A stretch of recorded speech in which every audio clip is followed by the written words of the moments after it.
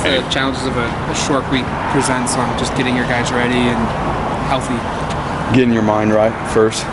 Getting your mind right for the task at hand on all levels, coaches, players, everybody involved in the organization, because there's a contest at the end of the week, and whoever does a better job doing that and being diligent with the time and the efficiency is obviously going to do a better job. Montez is certainly the most experienced quarterback you faced. Is he also the most physically gifted and talented that you faced so far? There's no question this is going to be the biggest challenge. And, we come every week and we say that, but here's the bottom line. I mean, this team has a really good O-line. They got really good skill players. Their wide receivers are the best we've seen, and the quarterback is the most experienced. He's got a talented arm, and he physically is very talented in terms of his mobility and his ability to keep his eyes down the field and extend plays when the pocket does break down. And so there's a lot of challenges that poses. When you mentioned the O-line, 5 sacks allowed on a per pass play basis, that's pretty stunning. And now you've just lost one of your defensive linemen. How big a challenge is this, not just because of how good they are, but because of you lose Gus this week? Gus has done a tremendous job. That was heartbreaking. Just from my time here from day one, Gus has done an unbelievable job and was growing in so many different ways. You guys are seeing it on the field. You guys are seeing it on the field, but more importantly, how he was growing as a young man and how he'll continue to grow. It's going to be a big loss for us there. But guys got to step up, and We've got some edge guys that will be able to fill in and step in his place, and they've got to work really, really hard to fill his shoes. How much do you have to take into account the aggression of play calling that we've seen from Colorado over the course of the year? They had that end around with Nixon. That was a touchdown last week against Nebraska. They had a flea flicker from their own 4-yard line. I mean, how much do you have to take that into account, knowing that at any point, at any spot on the field, that they could try something? Right, there's no question. I mean, you've got to, number one, you got to play with great communication and eye control to be able to handle those certain situations. Ultimately, it comes down to winning one-on-one battles and playing with leverage. And so we've got to do a great job with the edges and playing with leverage, and obviously in the secondary, playing with great eye control. Even though it was a couple of coordinators ago, do you pop that 2016 film in of what Montez did here, kind of motivate the defense a little bit?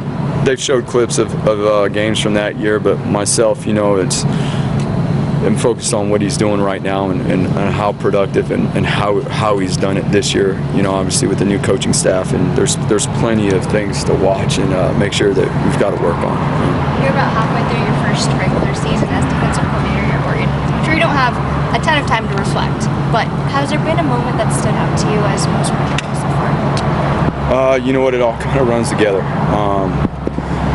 Every day, as they always say, the days are long, and the weeks get that way too, but the months fly by, and you turn back and you look and you're like, well, here we are in the middle of it already, but it's for me, the biggest thing that I think stands out and I think about is how we're learning to stay in the fight as a team, as a defense, in terms of over the course of a game, no matter the situations that pop up, how things go, how we're learning to fight together, how we're working together as a coaching staff, and I think really too how that pays off, and the players are doing so. And we were in a tight game this past week, and the whole team stayed together, and we fought all the way through the end to get that done. And I think right now, just seeing the growth, that's kind of the thing that sticks out to me the most. Troy was a little bit quiet in.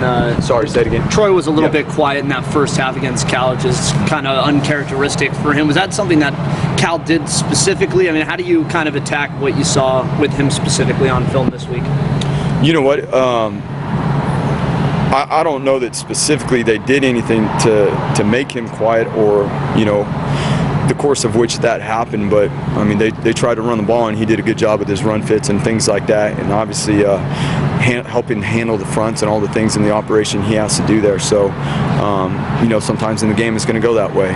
You're really productive, but the stat sheet doesn't show up that way.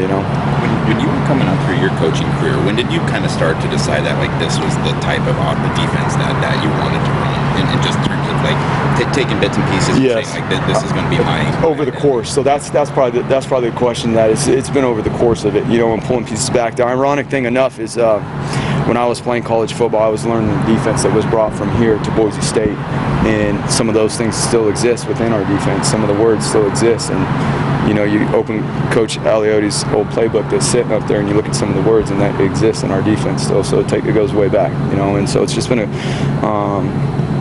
I mean, sure, you're not going to sit here making everything up. You got to be a good pirate, right? You got to find the things you like, and you got to take and make it fit. And you have some really bizarre splits on third down where most all of your statistics are pretty incredible. Like you lead the country on 3rd and 7 and 9, but on 3rd and 10 plus, you work that hard to get there. I'm sure you're thrilled that opponents have had 18 opportunities, but 12 completions and like 7 for first downs. That's not stellar. So what explains what's happened? Obviously this past week they capitalized, but you just mentioned they have Montez coming up and he's the best passer. So how do you try to correct that particular issue? Yeah, there's no question. Number one, it comes down to situation on defense and knowing where we're at in those windows, and we've got to do a good job.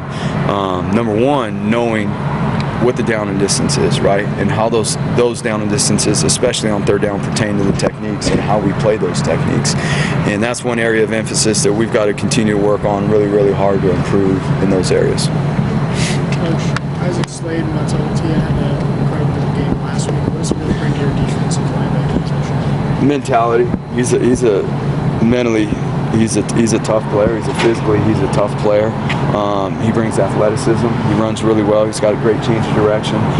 He understands these run fits really, really well. So his growth over the course of this year has been impressive. And obviously, there's things that we got to continue to grow at. But he does a nice job allowing us to be multiple. He can play off the edge. He can play in the box.